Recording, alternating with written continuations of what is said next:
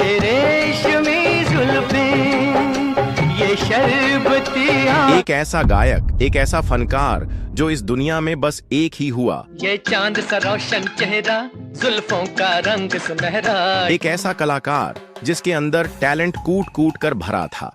आखिर उन्हें दो दो शादियां क्यों करनी पड़ी? पहली पत्नी से उनका रिश्ता क्यों टूट गया? तेरे दर पे आया हूँ, कुछ करके जाऊंगा। क्या आप जानते हैं उस एक अमर गीत के बारे में जिसे गाते हुए उनके गले से खून निकल गया था, लेकिन फिर भी उन्होंने रिकॉर्डिंग पूरी की और वह गाना इतिहास बन गया। जाने वालों जरा मुड़ के दे। आखिर उनका लता मंगेशकर से झगड़ा क्यों हुआ था, जिसकी वजह से 3 साल तक दोनों ने साथ में कोई गीत नहीं गाया? जानेंगे कि कैसे एक समय ये किशोर कुमार के लिए गाया करते थे, लेकिन फिर ऐसा क्या हुआ कि किशोर कुमार इनसे आगे निकल गए? पर्दा है पर्दा, पर्दा है पर्दा। साथ ही जानेंगे कि उन्हें किन किन चीजों का शौक था और उनका पसंदीदा अभिनेता कौन था जिससे मिलने पर वे बेहद खुश हो गए थे। वह समय ऐसा था जब लोग इनसे मिलने को तरसते थे। मुझे तेरी मोहब्बत। आखिर वो कौन कौन से गाने थे जिन्हें गाते समय वे सच में रो पड़े थे, और वो कौन से गीत थे जो उनकी मृत्यु के बाद रिलीज हुए और बेहद लोकप्रिय भी हुए? कैसे सालों तक संघर्ष करने वाला एक साधारण लड़का हिंदी सिनेमा का एक महान गायक बन गए? वह दिन जब वे मुंबई में फिल्मों में काम पाने के लिए संघर्ष कर रहे थे। आज हम जानेंगे इनके पहले गीत के बारे में और अंतिम गीत के बारे में जिसे गाने के बाद उन्होंने दुनिया को अलविदा कह दिया था। गरीबों की सुनो, वो तुम्हारी सुनेगा। आखिर ऐसी क्या वजह थी कि उनकी मृत्यु अचानक हुई, एक ऐसा क्षण जिसकी किसी ने कल्पना तक नहीं की थी? तो वहीं उनके जनाजे में उतनी भीड़ उमड़ी थी जितनी शायद महात्मा गांधी की अंतिम यात्रा में देखी गई थी। आज हम इस वीडियो के माध्यम से उनके जीवन से जुड़ी कई अनसुनी बातें जानेंगे, लेकिन वीडियो में आगे बढ़ने से पहले कृपया चैनल को सब्सक्राइब जरूर करें। शिरडी वाले साईं बाबा। तो आज हम जिन महान गायक की बात करने जा रहे हैं उनका नाम है द लीजेंड मोहम्मद रफी। तो मोहम्मद रफी साहब का जन्म 24 दिसंबर 1924 को पंजाब के अमृतसर जिले के कोटला सुल्तान गांव में हुआ था। उनके पिता का नाम था हाजी अली मोहम्मद। अगर उनके भाई बहनों की बात करें तो मोहम्मद रफी साहब 8 भाई बहनों में एक थे। उनके पिता एक कट्टर इस्लाम धर्म को मानने वाले व्यक्ति थे। इसी वजह से रफी साहब ने बचपन से ही उर्दू की पढ़ाई शुरू कर दी थी। हालांकि इतने बड़े परिवार में आर्थिक स्थिति बहुत अच्छी नहीं थी और इसी कारण रफी साहब को भी बचपन में कठिनाइयों का सामना करना पड़ा था। लेकिन आखिर मोहम्मद रफी साहब का फिल्मों की ओर झुकाव कैसे हुआ? वे संगीत की ओर आकर्षित कैसे हुए? तो दरअसल बात तब की है जब मोहम्मद रफी साहब थोड़े बड़े हो रहे थे तो उनके गांव में एक फकीर आया करता था जो भीख मांगते समय गाना गाता था। जब भी वह फकीर मोहम्मद रफी के घर के सामने आता तो वह एक ही गाना गाता था जिसे मोहम्मद रफी बड़े ध्यान से सुना करते थे। उस समय उनके घर में न तो रेडियो था न ही गाने सुनने का कोई साधन। ऐसे में छोटे मोहम्मद रफी उस फकीर के पीछे पीछे घूमते रहते और उसके गाने सुनते थे। दर्दे दिल, दर्दे जिगर। दूसरी ओर उनके पिता संगीत से काफी दूर रहते थे। उन्हें गीत संगीत पसंद नहीं था, इसलिए रफी साहब भी अपने पिता के सामने गाना नहीं गाते थे। वे किसी एकांत स्थान पर जाकर गुनगुनाते थे। इसी बीच परिवार की आर्थिक स्थिति काफी खराब हो गई थी। कमाने के सिलसिले में मोहम्मद रफी का परिवार 1937 में लाहौर चला गया, जो अब पाकिस्तान में स्थित है। वहां उनके बड़े भाई मोहम्मदीन ने एक सैलून खोला और मोहम्मद रफी को भी अपने साथ हजामत का काम करने के लिए रख लिया, जहां मोहम्मद रफी को गाने की पूरी आजादी थी। दीवाना हुआ बादल। हालांकि जब रफी साहब सैलून में गाया करते थे तो लोग उनके गीत सुनकर उनकी बहुत तारीफ किया करते थे। लोग अक्सर उन्हें गाने के लिए बुलाया करते थे। उनके बड़े भाई मोहम्मदीन ने उनका भरपूर साथ दिया। जब उन्होंने रफी को हमेशा गाते हुए देखा तो वो उनके इस शौक को समझ गए। उन्हें यह एहसास हो गया कि रफी का भविष्य संगीत में ही है। उन्होंने रफी को लाहौर में उस्ताद बरकत अली खान और उस्ताद अब्दुल वाहिद खान जैसे बड़े संगीतकारों से तालीम दिलवाई। तूने काजल लगाया दिन में रात हो गई। आपको जानकर हैरानी होगी कि जहां लोग संगीत सीखने में कई साल लगा देते हैं, वहीं मोहम्मद रफी ने केवल 6 महीने तक संगीत की शिक्षा ली थी। उसके बाद उन्होंने कभी संगीत की क्लास नहीं ली। रफी साहब जब भी गाया करते थे तो ज्यादातर गीत भारत के पहले प्रसिद्ध गायक के.एल. सहगल के हुआ करते थे। जाने कहा मेरा जिगर गया जी, अभी अभी यहीं था। रफी शुरू से ही सहगल साहब के बहुत बड़े प्रशंसक थे और उन्हें अपना आदर्श माना करते थे। जब दिल ही टूट गया तो एक दिन वह लम्हा भी आया जब मोहम्मद रफी साहब को अपने आदर्श के.एल. सहगल को सामने से देखने का मौका मिला। दरअसल लाहौर में के.एल. सहगल का एक कार्यक्रम आयोजित किया गया था। इसकी खबर जब रफी साहब को मिली तो वे अपने बड़े भाई मोहम्मदीन के साथ कार्यक्रम में पहुंच गए। स्टेज पर पहले से ही के.एल. सहगल मौजूद थे और अपनी गायकी से दर्शकों का मनोरंजन कर रहे थे। गम थी ये मुस्तकिल कितना नाज। तभी अचानक बिजली चली गई और अंधेरा हो गया। इस कारण सहगल साहब स्टेज से उतर गए। उधर दर्शकों में शोर मचने लगा और धीरे धीरे उनका गुस्सा बढ़ने लगा। तभी रफी साहब के बड़े भाई के मन में ख्याल आया कि यह सही मौका है रफी को दर्शकों के सामने गाने का। उन्होंने कार्यक्रम के आयोजकों से कहा, दर्शक बेकाबू हो रहे हैं, अगर इजाजत हो तो मैं अपने छोटे भाई से कुछ गीत गवाना चाहता हूं। वह भी अच्छा गाता है, इससे शायद माहौल संभल जाए। उसी वक्त के.एल. सहगल भी वहीं मौजूद थे। उन्होंने रफी की ओर देखा और कहा, अगर यह गा सकता है तो गाए, जब तक लाइट नहीं आती यह ही गाए। यह सुनकर रफी के चेहरे पर मुस्कान आ गई, क्योंकि यह बात उनके आदर्श सहगल साहब ने खुद कही थी। इससे बड़ी बात रफी के लिए और क्या हो सकती थी। गुलाबी आंखें जो तेरी देखी, शराबी ये। कहीं ना कहीं ऊपर वाले ने मोहम्मद रफी साहब को शायद इस दुनिया में सिर्फ और सिर्फ गीत गाने के लिए ही भेजा था। तभी तो एक के बाद एक रास्ते रफी साहब के लिए खुलते गए। जब मोहम्मद रफी ने गाना शुरू किया तो दर्शकों का शोर एकदम शांत हो गया। यह देखकर के.एल. सहगल ने रफी साहब की ओर देखते हुए कहा, तुम एक दिन बहुत नाम कमाओगे, तुम गायकी में बहुत आगे जाओगे। यह सिर्फ शाबाशी नहीं बल्कि एक भविष्यवाणी जैसी थी। अभी तो उनकी किस्मत का असली दरवाजा खुलना बाकी था, फिल्मों तक का सफर तय करना बाकी था। आने से उसके आए बहार। यह मौका तब आया जब उसी स्टेज शो के दौरान रफी साहब ने ऐसा समा बांधा कि शो को देखने आए पंजाब के मशहूर संगीतकार श्याम सुंदर उन पर बेहद प्रभावित हो गए। उन्होंने तुरंत ही रफी साहब को एक पंजाबी फिल्म में गाने का मौका दे दिया। उस फिल्म का नाम था गुल बलोच जो, कि साल 1444 में रिलीज हुई थी। हालांकि उस फिल्म में गाया गया गीत सीमित स्तर पर ही लोकप्रिय हो पाया, लेकिन इसके बाद रफी साहब को लगातार स्टेज शोज मिलने लगे और उनका सफर धीरे धीरे ऊंचाइयों की ओर बढ़ता गया। कुछ समय इसी तरह बीतता गया। फिर एक बार मोहम्मद रफी साहब को फिल्म लैला मजनू में गाने का मौका मिला, जिसके अभिनेता थे नजीर। आखिर इस फिल्म में रफी साहब को मौका मिला कैसे?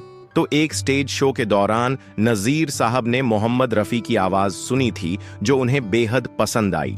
इसके बाद उन्होंने अपनी फिल्म लैला मजनू में रफी साहब से गीत गवाए। हालांकि इस फिल्म में मोहम्मद रफी द्वारा गाए गीत कुछ हद तक लोकप्रिय हुए, लेकिन वह पहचान और कामयाबी अब भी दूर थी। रफी साहब को एक सुपरहिट गाने की तलाश थी। लाहौर में रहकर वह बड़े बैनरों की फिल्मों में गा नहीं सकते थे। बड़े कलाकारों और फिल्मों में गाने के लिए उन्हें मुंबई आना जरूरी था और आगे चलकर ऐसा ही हुआ।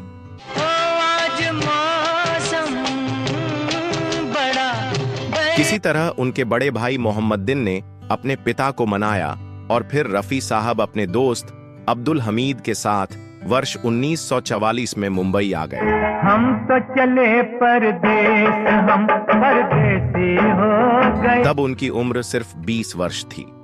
मुंबई आने के बाद रफी साहब भिंडी बाजार इलाके में एक छोटे से कमरे में अब्दुल हमीद के साथ रहने लगे।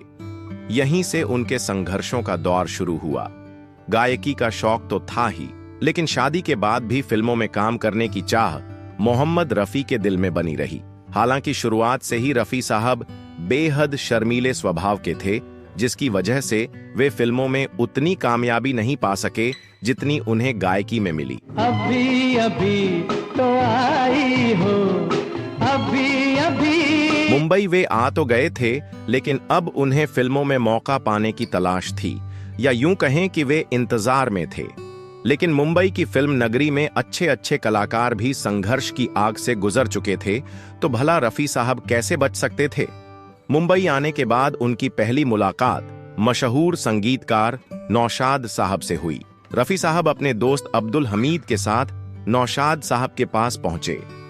नौशाद ने पहले रफी की गायकी सुनी और फिर उनकी तारीफ करते हुए कहा, तुम्हारी आवाज बहुत अच्छी है, लेकिन इस समय मेरे पास तुम्हारे लायक कोई सोलो गीत नहीं है। अगर तुम चाहो तो एक गीत में कोरस के रूप में गा सकते हो। इस तरह मुंबई में मोहम्मद रफी साहब की शुरुआत एक कोरस गायक के रूप में हुई। ये पर्दा हटा दो, जरा मुखड़ा दिखा दो। जिस फिल्म के लिए उन्होंने कोरस गाया उसका नाम था पहले आप। अभी तो यह मोहम्मद रफी साहब की शुरुआत थी, मंजिल अभी काफी दूर थी और उसके लिए मोहम्मद रफी साहब को काफी मेहनत करनी बाकी थी। हालांकि इस दौरान उन्हें गांव की गोरी नामक फिल्म में गाने का मौका मिला था, लेकिन इस फिल्म के गीतों से उन्हें कोई खास पहचान नहीं मिली। अभी वह फिल्म आनी बाकी थी जो मोहम्मद रफी को बॉलीवुड में पहचान दिला सके। देखते ही देखते बहुत जल्द वह समय भी आया। करीब 2 से 3 साल के संघर्ष के बाद आखिरकार वह फिल्म मिल ही गई, जिसने मोहम्मद रफी साहब को लोकप्रियता दिलाई। इस फिल्म के एक गीत में उन्हें अभिनय करने का मौका भी मिला था। यह मोहम्मद रफी साहब की दूसरी वीडियो वाली गीत थी, जिसे आप सभी देखने वाले हैं। इससे पहले हम जान लेते हैं उस फिल्म का नाम। जी हां, हम बात कर रहे हैं साल 1947 में आई फिल्म जुगनू की, जिसमें ट्रेजेडी किंग दिलीप कुमार थे। यह दिलीप कुमार साहब की तीसरी फिल्म थी। इस फिल्म के संगीतकार थे फिरोज निजामी और गायकों में शामिल थे नूर जहां, शमशाद बेगम और मोहम्मद रफी। इस फिल्म में मोहम्मद रफी को 2 गीत गाने का अवसर मिला था। एक गीत था जो डुएट में था, जिसमें मशहूर गायिका और अभिनेत्री नूर जहां के साथ मोहम्मद रफी को गाने का मौका मिला। यहाँ बदला वफा का बेवफाई। यह उनके लिए एक बड़ा अवसर था। वहीं एक दूसरा गीत था जो एक कॉमेडी सॉन्ग था, जिसकी धुनें बहुत ही प्यारी और यादगार थीं। इन गीतों को सुनकर आज भी लोगों को बेहद अच्छा लगता है। आशिक जो हुए थे हम उन पर दिन रात लगाते थे। साल 1947 मोहम्मद रफी के लिए काफी लकी साबित हुआ। हालांकि इसी दौरान वे अपनी बेगम से बिछड़ भी गए, जिसकी चर्चा हम बाद में करेंगे। पहले बात करते हैं उस गीत की जिसने मोहम्मद रफी को रजत पदक दिलवाया।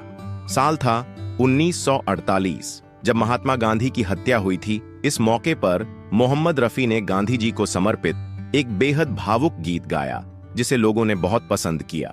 इस गीत की रिकॉर्ड तोडेच बिक्री हुई और तत्कालीन प्रधानमंत्री ने रफी साहब को रजत पदक से सम्मानित किया। हालांकि उस समय तक मोहम्मद रफी युवाओं के दिलों में पूरी तरह अपनी जगह नहीं बना पाए थे। यह कामयाबी उन्हें फिल्म दुलारी के एक गीत सुहानी रात ढल चुकी से मिली। सुहानी रात ढल चुकी। इस गीत की लोकप्रियता ने उन्हें युवा वर्ग में भी बेहद प्रसिद्ध बना दिया। इसके बाद रफी साहब ने कभी पीछे मुड़कर नहीं देखा और एक से बढ़कर एक हिट गीत दिए। 18 बरस की तू होने को आ। यह तो थी मोहम्मद रफी साहब को फिल्मों में गाने के मौके मिलने की कहानी, लेकिन रफी साहब की जिंदगी में और भी कई दिलचस्प बातें हैं, तो चलिए उन पर भी एक नजर डालते हैं। बात करते हैं मोहम्मद रफी और किशोर कुमार के बीच के उस विवाद के बारे में जो काफी सुर्खियां बटोर चुका था। खबर यह थी कि किशोर कुमार ने मोहम्मद रफी का करियर खत्म कर दिया था और मोहम्मद रफी से ज्यादा लोग किशोर कुमार को पसंद करने लगे थे, जिसके बाद मोहम्मद रफी को काम मिलना बंद हो गया था। तो क्या है इसकी हकीकत? आइए एक नजर डालते हैं। खबरों के अनुसार मोहम्मद रफी और किशोर कुमार ने एक साथ 11 गाने गाए हैं। वहीं मोहम्मद रफी ने 2 बार सिर्फ और सिर्फ किशोर कुमार के लिए गाने गाए हैं, जिनमें किशोर कुमार अभिनेता होते थे और उनके लिए मोहम्मद रफी ने अपनी आवाज दी थी। यह घटना साल 1958 में आई फिल्म रागिनी से जुड़ी है, जिसमें किशोर कुमार अभिनेता थे, लेकिन संगीतकार ओपी नैयर ने फिल्म में एक गाना मोहम्मद रफी से गवाया था। मन मोरा बाबरा। जबकि उस वक्त भी किशोर कुमार खुद गाने गाते थे। इसी तरह फिल्म शरारत 1959 में भी यही हुआ था, जिसमें किशोर कुमार अभिनेता थे और उनके लिए मोहम्मद रफी ने एक गाना गाया था। हालांकि दोनों ही कलाकार अपने अपने क्षेत्र में लेजेंड थे, लेकिन सवाल यह है कि आखिर किशोर कुमार कैसे मोहम्मद रफी से आगे निकल गए थे। यह घटना उस समय की है जब किशोर कुमार ने फिल्म आराधना में एक से बढ़कर एक हिट गाने दिए थे और साथ ही राजेश खन्ना रातों रात सुपरस्टार बन गए थे। इसके बाद राजेश खन्ना ने यह फैसला किया था कि अब से केवल किशोर कुमार ही उनके लिए गाने गाएंगे। हालांकि फिल्म आराधना में मोहम्मद रफी ने भी राजेश खन्ना के लिए गाने गाए थे। बागों में बहार है। इससे पहले भी कई हिट गीत मोहम्मद रफी ने राजेश खन्ना के लिए गाए थे। यूं ही तुम मुझसे बात करती हो। यह रेशमी जुल्फें और द ट्रेन फिल्म में गुलाबी आंखें जैसे हिट गाने राजेश खन्ना के लिए गाए थे, जो आज भी बहुत लोकप्रिय हैं। राधा ने यही पूछा था एक दिन रूठ। तो फिर ऐसा क्या हुआ कि राजेश खन्ना ने यह घोषणा की कि अब से किशोर कुमार ही उनके लिए गाएंगे? दरअसल फिल्म आराधना की सफलता के बाद मोहम्मद रफी साहब हज करने चले जाते हैं। वहां उन्हें मौलवियों ने समझाया कि अब आप हाजी हो गए हैं और इस्लाम धर्म में गाना बजाना उचित नहीं माना जाता। अब आप गाना बजाना छोड़ दें। तो मोहम्मद रफी भी यह मान लेते हैं और मुंबई वापस लौटने के बाद यह ऐलान करते हैं कि वह अब गाने नहीं गाएंगे। यह सुनते ही बॉलीवुड में खासकर संगीतकारों के बीच खलबली मच गई। लोग हैरान थे कि रफी साहब ने यह क्या कह दिया। कई महीनों तक मोहम्मद रफी अपने इस फैसले पर अड़े रहे, तो इधर किशोर कुमार के गाने भी हिट हो रहे थे। इसके बाद संगीतकारों ने अधिकांश गाने किशोर कुमार को ही देना शुरू कर दिया, लेकिन बाद में संगीतकार नौशाद ने रफी साहब को बहुत समझाया। उनके समझाने के बाद रफी साहब फिर से गीत गाने के लिए राजी हो गए। इसके बाद उन्होंने बॉलीवुड में वापसी की और इस बार उनकी जोड़ी संगीतकार लक्ष्मीकांत प्यारेलाल के साथ बनी। यह जोड़ी काफी हिट रही और रफी साहब ने कई बड़े बड़े हिट गाने दिए, चाहे वह अमिताभ बच्चन के लिए हो, धर्मेंद्र के लिए या ऋषि कपूर के लिए। इसके बाद रफी साहब ने राजेश खन्ना के लिए एक बहुत ही हिट गाना गाया, जिसे वह कभी दोबारा नहीं सुन पाए। फिल्म रिलीज होने के बाद वह गाना बहुत ही लोकप्रिय हो गया। तब मोहम्मद रफी इस दुनिया को छोड़ चुके थे, जिसकी चर्चा हम इस वीडियो में करने वाले हैं। मोहम्मद रफी और किशोर कुमार दोनों एक दूसरे के अच्छे दोस्त और भाई जैसे थे। अब बात करते हैं लता मंगेशकर और मोहम्मद रफी के विवाद की। यह बात तब की है जब मोहम्मद रफी और लता मंगेशकर के बीच एक समय ऐसा हुआ था जब दोनों एक दूसरे के साथ गाने से मना कर चुके थे। दरअसल मोहम्मद रफी, जो कि दिल के सीधे इंसान थे और फिल्म इंडस्ट्री की राजनीति से दूर रहते थे, उन्होंने लता मंगेशकर के रॉयल्टी की मांग का सहमति नहीं दिखाई थी। लता मंगेशकर जी ने गायकों के हक में रॉयल्टी की मांग की थी, यानी उन्हें उन गानों की कमाई का कुछ हिस्सा मिलना चाहिए था जो वे गाते थे। लेकिन मोहम्मद रफी का मानना था कि जब हम गाना गाते हैं तो हमें उस गाने का पैसा मिल जाता है, तो फिर रॉयल्टी की आवश्यकता क्यों? इस पर लता मंगेशकर नाराज हो गईं और दोनों के बीच 3 साल तक बात नहीं हुई। हालांकि संगीतकारों ने कई कोशिशों के बाद दोनों को एक साथ गाने के लिए राजी किया।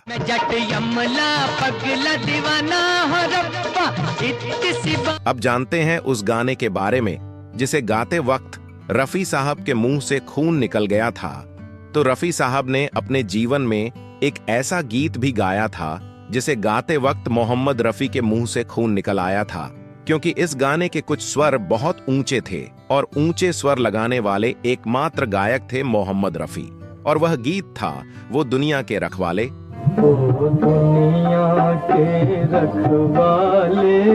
हालांकि इस गीत को गाते वक्त उनके गले से खून निकल आया था। लुट गई मेरे प्यार की नगरी। लेकिन बाद में उन्होंने फिर से इस गाने को रिकॉर्ड किया और यह गीत एक कीर्तिमान बना। अब तो नीर बहा ले। और यह गीत 1952 में आई फिल्म बैजू बावरा का था, जिसके संगीतकार नौशाद थे। और इस गीत को सुनने के बाद नौशाद ने कहा था, आप जैसा कोई नहीं है। मोहम्मद रफी एक बहुत ही भावुक इंसान थे। जब उनके एक करीबी दोस्त का निधन हुआ तो उन्होंने उस दोस्त की याद में एक बहुत ही दुख भरी गीत गाकर उन्हें श्रद्धांजलि दी थी। यह गीत रिकॉर्ड करते समय मोहम्मद रफी साहब सचमुच भावुक हो गए थे, जैसे कि फिल्म नील कमल लालस में हुआ था। जब अभिनेत्री वहीदा रहमान विदा हो रही थीं, तो उस दृश्य में मोहम्मद रफी का गाया हुआ गीत बाबुल की दुआएं लेती जा था। बाबुल की दुआएं लेती जा। इस गीत के अंत में मोहम्मद रफी साहब सच में रो पड़े थे। जब आप यह गीत सुनेंगे तो आपको यह एहसास जरूर होगा, बाबुल की दुआएं लेती जा। लेकिन क्या कारण था कि रफी साहब रो पड़े थे? दरअसल कुछ दिन पहले ही रफी साहब की बेटी की शादी हुई थी और अपनी बेटी की विदाई को याद करते हुए वह गीत के दौरान रो पड़े थे। चलो रे डोली उठाओ कहार पिया। रफी साहब को पतंग उड़ाने का भी शौक था और उन्हें बॉक्सिंग देखना भी बहुत पसंद था। एक बार की बात है, जब बहुत सालों बाद में अमिताभ बच्चन की फिल्म दीवार देखी, तो इस फिल्म को देखने के बाद अमिताभ बच्चन के फैन चल मेरे भाई, चल चल मेरे भाई तेरे हाथ जोड़। उस दौर में अमिताभ बच्चन कई हिट फिल्में दे रहे थे और उन फिल्मों में मोहम्मद रफी भी एक से बढ़कर एक हिट गाने दे रहे थे। जान जानी जनार्दन तररम पम पम पम पम। फिल्म कुली के सभी गाने मोहम्मद रफी को गाने थे, लेकिन दुर्भाग्यवश उनके नसीब में इस फिल्म के गीत नहीं थे। असल में मोहम्मद रफी साहब फिल्म आसपास के लिए एक गीत गाकर घर लौटे थे। यह गीत धर्मेंद्र पर फिल्माया गया था और इसके बोल थे, शाम फिर क्यों उदास। जिसके संगीतकार लक्ष्मीकांत प्यारेलाल थे और गीत आनंद बख्शी ने लिखा था। यह गीत मोहम्मद रफी साहब का अंतिम गीत था। इसके बाद उन्हें कभी भी गीत रिकॉर्ड करने का मौका नहीं मिला। यानी इस गीत को रिकॉर्ड करने के बाद मोहम्मद रफी साहब घर वापस चले गए, जहां वह दूसरे गीत की प्रैक्टिस कर रहे थे। तभी उनके सीने में हल्की सी दर्द शुरू हो गई। इसके बाद उन्होंने प्रैक्टिस करना छोड़ दिया और बिस्तर पर लेटकर आराम करने का निर्णय लिया। तभी उनकी पत्नी यानी रफी साहब की बेगम परेशान हुई और उनके पास जाकर पूछा कि सब ठीक तो है ना। रफी साहब ने अपने सीने में दर्द होने की बात बताई। इसके बाद उनकी पत्नी ने अपने फैमिली डॉक्टर को बुलाया। डॉक्टर ने जब चेक किया तो पता चला कि रफी साहब को दिल का दौरा पड़ चुका है। जल्द ही रफी साहब को नजदीकी अस्पताल ले जाया गया, लेकिन उस अस्पताल में उच्च स्तर की चिकित्सा सुविधाएं उपलब्ध नहीं थीं। इसके बाद मोहम्मद रफी को मुंबई के एक अस्पताल रेफर किया गया, लेकिन ऊपर वाले को तो कुछ और ही मंजूर था। बॉम्बे हॉस्पिटल पहुंचने से पहले ही रास्ते में रफी साहब को 2 बार और दिल का दौरा पड़ा। हालांकि बॉम्बे हॉस्पिटल में एडमिट करने के बाद उनका उच्च स्तर पर इलाज किया गया और अब स्थिति सामान्य लग रही थी। घर के लोग मानने लगे थे कि अब रफी साहब ठीक हो जाएंगे और अब चिंता की कोई बात नहीं है। लेकिन जब मोहम्मद रफी साहब आराम करने के लिए सो गए तो वह फिर कभी नींद से नहीं जागे। यानी 31 जुलाई 1980 को महज 55 साल की उम्र में भारत के महान गायक मोहम्मद रफी साहब ने इस दुनिया को अलविदा कह दिया। यह खबर बॉलीवुड से लेकर संगीत प्रेमियों तक आग की तरह फैल गई। जब मोहम्मद रफी साहब का जनाजा जुहू के मुस्लिम कब्रिस्तान में पहुंचा तो लोगों का जनसैलाब उमड़ पड़ा था, उन्हें अंतिम बार देखने और श्रद्धांजलि देने के लिए। तब बारिश भी हो रही थी, लेकिन इसके बावजूद लोगों की भीड़ बढ़ती जा रही थी। हर कोई अपने प्रिय और महान गायक, महान इंसान को अंतिम बार देखने के लिए वहां पहुंच रहा था। कहा जाता है कि मोहम्मद रफी के जनाजे में उतने लोग आए थे जितने लोग महात्मा गांधी के अंतिम संस्कार में आए थे। अगर देखा जाए तो किसी भी सेलिब्रिटी या स्टार के अंतिम यात्रा में इतने लोग न पहले कभी आए थे न अब तक कोई आए हैं। उनकी सबसे बड़ी खासियत यह थी कि वह एक महान गायक तो थे ही, साथ ही एक अच्छे इंसान भी थे। वह हमेशा लोगों की मदद किया करते थे, खासकर गरीबों की। मोहम्मद रफी को बहुत याद आया। वह कभी भी किसी म्यूजिक डायरेक्टर या निर्माता का दिल नहीं दुखाते थे और जितना पैसा मिलता था उतने में ही संतुष्ट रहते थे। हालांकि कई ऐसे गीत थे जिनके लिए मोहम्मद रफी साहब ने कोई पैसा नहीं लिया।